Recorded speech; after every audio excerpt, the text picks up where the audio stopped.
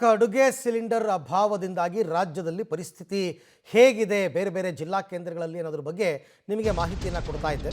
ಹುಬ್ಬಳ್ಳಿಯಲ್ಲೂ ಕೂಡ ಅಡುಗೆ ಸಿಲಿಂಡರ್ ಸಿಗ್ತಾ ಇಲ್ಲ, ಅಲ್ಲೂ ಅದೇ ಸಮಸ್ಯೆ. ಈಗ ಅಲ್ಲಿ ಇಂಡಿಯನ್ ಗ್ಯಾಸ್ ಏಜೆನ್ಸಿ ಎದುರು ಜನ ಕ್ಯೂ ನಿಂತಿದ್ದಾರೆ. ಈಗ ನೀವು ಜಸ್ಟ್ ಬೀದರ್ ನೋಡಿದ್ರಲ್ಲ ಅದೇ ಥರ ಬೆಳಗ್ಗೆನೇ ಜನ ಬಂದ್ಬಿಟ್ಟಿದ್ದಾರೆ. ಬುಕ್ಕಿಂಗ್ ಕನ್ಫರ್ಮ್ ಆದರೂ ಕೂಡ ನೀವು ಯಾಕೆ ಡೆಲಿವರಿ ಕೊಡ್ತಾ ಇಲ್ಲ ಅಂತ ಪ್ರಶ್ನೆ. ಸಿಬ್ಬಂದಿ ಜೊತೆ ಗ್ರಾಹಕರು ವಾಗ್ವಾದವನ್ನು ನಡೆಸ್ತಾ ಇದ್ದಾರೆ. ಹುಬ್ಬಳ್ಳಿಯ ಮಧುರಾ ಕಾಲೋನಿಯಲ್ಲಿರ್ತಕ್ಕಂಥ ಏಜೆನ್ಸಿಯಲ್ಲಿ ಜನ ಸಂದಣಿ. ಅವ್ರು ಕೊಡೋ ರೀಸನ್ ಅಷ್ಟೇ, ನಮಗೆ ಬರ್ತಿಲ್ಲ ಸಿಲಿಂಡ್ರು, ನಮಗೆ ಸಿಲಿಂಡ್ರ್ ಬರ್ತಾ ಇಲ್ಲ, ನಾವು ಕೊಡ್ತಾ ಇಲ್ಲ ಅಷ್ಟೇ.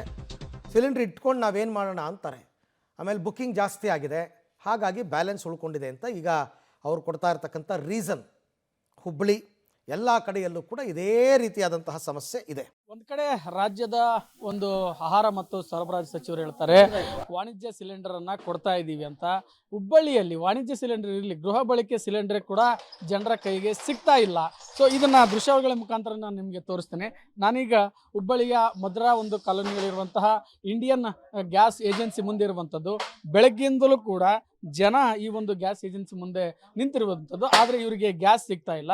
ಕಾರಣ ಏನಂದರೆ ಗ್ಯಾಸ್ ಬುಕ್ ಆಗಿದೆ ಅಂತ ಮೆಸೇಜ್ ಬಂದಿದೆ, ಆದರೆ ಗ್ಯಾಸ್ ಮಾತ್ರ ಇನ್ನೂ ಕೂಡ ಡೆಲಿವರಿ ಆಗಿಲ್ಲ. ಇದು ಇಂಡಿಯನ್ ಕಂಪ್ನಿದು ಇದೇ ರೀತಿಯ ಸಮಸ್ಯೆ ಆಗ್ತಾ ಇರುವಂಥದ್ದು. ಈ ಬೇರೆ ಬೇರೆ ಕಂಪನಿಯ ಒಂದು ಗ್ಯಾಸ್ಗಳು ಮನೆಗಳಿಗೆ ಏನು ಡೆಲಿವರಿ ಆಗ್ತಾ ಇದ್ದಾವೆ, ಮನೆಗಳಿಗೆ ಅವ್ರ ಗ್ರಾಹಕರಿಗೆ ಮನೆಗೆ ತಲುಪಿಸುವಂಥ ಕೆಲಸ ಆಗ್ತಿದೆ. ಆದರೆ ಇದು ಮಾತ್ರ ಯಾಕೆ ಸಮಸ್ಯೆ ಅನ್ನೋದು ಈಗ ಅನುಮಾನ ಮೂಡಿರುವಂಥದ್ದು. ಇಲ್ಲಿ ಗ್ರಾಹಕರಿದ್ರೆ ಅವರು ಮಾತಾಡ್ತಾನೆ. ಎಷ್ಟೋ ದಿನ ವೇಟ್ ಮಾಡ್ತಾ ಇದ್ದೀವಿ ಅಲ್ರಿ, ಗ್ಯಾಸ್ ಬುಕ್ ಆಗ್ಯಾವ್ರಿ, ಒಟ್ಟ ಬಂದೇ ಇಲ್ರಿ. ಇಲ್ಲಿ ಮಿಸಸ್ ಬಂದವ್ರಿ, ತೋರ್ಸ್ರಿ ಇಲ್ಲಿ ಡೆಲಿವರಿ ಅಂತಾನು ಕೂಡ ಬಂದಿದೆ. ಸೊ ಆದ್ರೆ ಇನ್ನೂ ಕೂಡ ಗ್ಯಾಸ್ ಸಿಕ್ಕಿಲ್ಲ. ಗ್ಯಾಸ್ ಸಿಕ್ಕಿಲ್ರಿ, ಕುಸುಗಲ್ಲ. ಹ್ಞೂನ್ರಿ, ಬೆಂಗಳೂರಿಂದ ಬಂದವ್ರಿ. ಈಗ 3 ದಿವಸ 4 ದಿವಸ ಅಡ್ಡಾಡಕತ್ತ ಮೆಸೇಜ್ ಬರ್ತಾವು, ಗ್ಯಾಸ್ ಕೊಡಾಕ್ತಾ ಇರಲಿಲ್ಲ. OTP ನಂಬರ್ ತಂಬರ್ರಿ ಅಂತಾರೆ, ಅವ್ರು ಕೊಡೋರ್ ಅಂತಾರ. ಇವ್ರು OTP ನಂಬರ್ ಕೊಡಾಕ್ತಾ ಇರಲಿಲ್ಲ. ಬರೀ ಬರೋದು ನಿಲ್ಲೋದು ಹೋಗೋದು ಆಗೈತ್ರಿ. 3 ದಿವಸ 4 ದಿವಸ ಆತರ ನಾವು ಕೆಲಸ ಬಗ್ಗೆ ಬಿಟ್ಟು ನಿಂದ್ರಾಕತ್ತ. ಅದಕ್ಕೆ ಈ ಕಂಪನಿನ ಬೇಡ ಅನ್ಸ್ಬಿಡತ್ತಾರ ನಮಗ. ಒಳಗಡೆಯೂ ಕೂಡ ಇಲ್ಲಿ ನೋಡ್ಬೋದು, ಗ್ರಾಹಕರು ಕೂಡ ಬೆಳಗ್ಗೆಯಿಂದಲೂ ಕೂಡ ಈಗೊಂದು ಮಾರ್ನಿಂಗ್ ಇಂದಲೂ ಕೂಡ ಗ್ಯಾಸ್ ಏಜೆನ್ಸಿ ಅವರು ಮಾಡ್ತಿರುವಂಥದ್ದು. ಸರ್ ಎಷ್ಟೊತ್ತಿಂದ ವೇಟ್ ಮಾಡ್ತಿದ್ರಿ? ಯಾವಾಗ ಗ್ಯಾಸ್ ಭಾಳ ತಂದ್ರಿ, ಬಂದು 9:00 ಬಂದೀವಿ, ಗಾಳಿ ಹಚ್ಚಿವ್ರಿ, ಆದ್ರೆ ಗ್ಯಾಸ್ ಸಿಗ್ತಾ ಇಲ್ಲ. ಇದು ವೇಟಿಂಗ್ ಅಂತ ಅನ್ನಕತ್ತಾರ. OTP ಬರ್ತೈತಿ, ಗ್ಯಾಸ್ ತಗೋರಿ ಅನ್ನ ಹಾಕ್ತಾರ. OTP ಇಲ್ಲ, ಗ್ಯಾಸ್ ಇಲ್ಲ, ಏನೂ ಇಲ್ಲ. OTP ಬಂದಿಲ್ರಿ ಸರ್. ಯಾಕೆ ಏನ್ ಸಮಸ್ಯೆ ಆಗ್ತಿದೆ ಸರ್, ಮಾತಾಡ್ಬೋದಾ? ಈಗ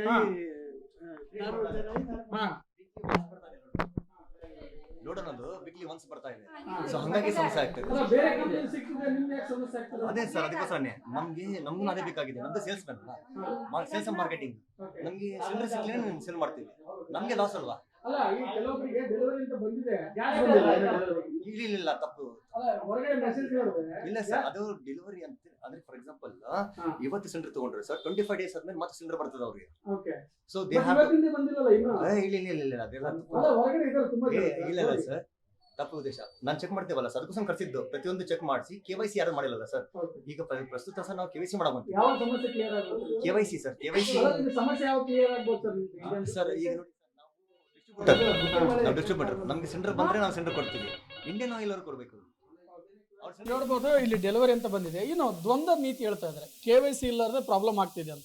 ಆದ್ರೆ ಇಷ್ಟು ದಿನ ಗ್ಯಾಸ್ ಬರ್ತಾ ಇರೋದು, ಈಗ ಏಕಾಏಕಿ ಯಾಕೆ ಸಮಸ್ಯೆ ಆಗ್ತಿದೆ ಅನ್ನೋದೊಂದು ಪ್ರಶ್ನೆ ಆಗ್ತಿರುವಂತ. ಈ ರೀತಿಯಾಗಿ ಇಲ್ಲಿ ಗ್ರಾಹಕರು ಕೂಡ 20 ದಿವಸ ಆತ್ರಿ ಬುಕ್ ಮಾಡಿ, ಇನ್ನೂವರೆಗೂ ಬಂದಿಲ್ರಿ. ಜನವರಿಗೆ ತಗೊಂಡಿದ್ದ, ಮತ್ತೆ ಇನ್ನು ಬುಕ್ ಮಾಡಿದ್ರೆ ಇದನ್ನು ಬರ್ತಾ ಇಲ್ಲ. ಬರ್ತದ ಮೆಸೇಜ್ ಅಂತ ಹೇಳ್ತಾ ಇದಾರೆ, ಬರ್ತಾ ಇಲ್ಲ.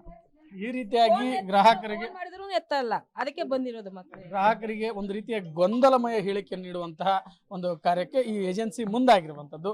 ಇನ್ನಾದರೂ ಎಚ್ಚೆತ್ತು ಒಂದು ಗೃಹ ಬಳಕೆ ಸಿಲಿಂಡರ್ ಅನ್ನ ಕೊಡ್ಲಿ ಅನ್ನೋದು ಇಲ್ಲಿನ ಒಂದು ಜನರ ಆಗ್ರಹ ಆಗಿರುವಂತದ್ದು. ಕ್ಯಾಮರಾಮನ್ ನಾರಾಯಣಗೌಡ ಜೊತೆ ಸುನಿಲ್ ಪಾಟೀಲ್, ಪಬ್ಲಿಕ್ ಟಿವಿ, ಹುಬ್ಬಳ್ಳಿ.